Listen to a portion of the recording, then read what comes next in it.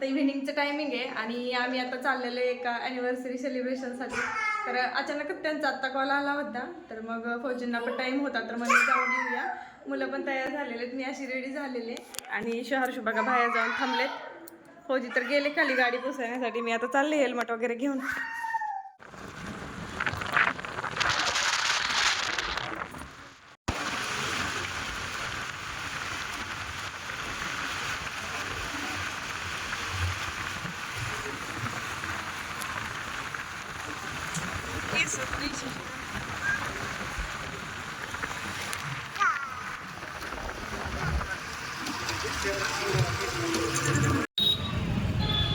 हर्षू हाय करा. हर्षू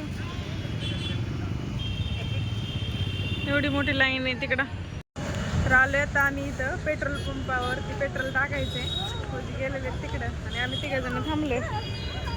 पहिल्यांदा हेल्मेट घातले, मला तर अनकम्फर्टेबल वाटायला लागली या हेल्मेटने. हा हर्षूचं काय चाललंय? Happy birthday.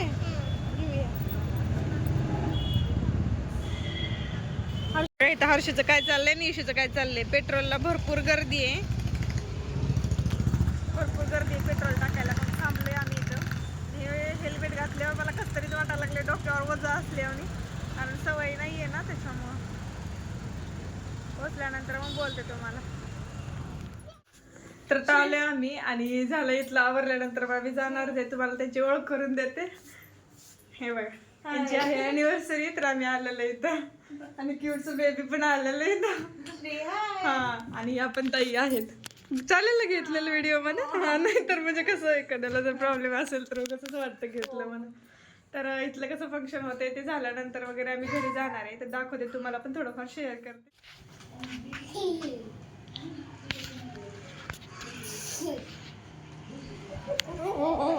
कोणता मंकी?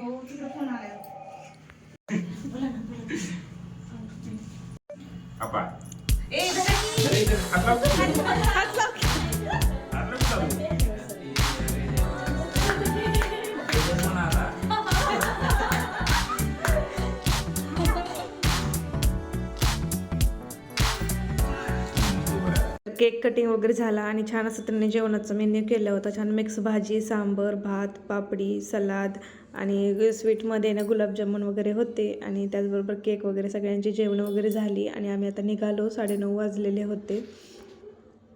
आम्ही जे थोडेफार फोटो काढलेत तर ते मी इथं अटॅच केलेले आहेत, जेणेकरून आहे ना ते आपल्याकडे एक आठवण राहते.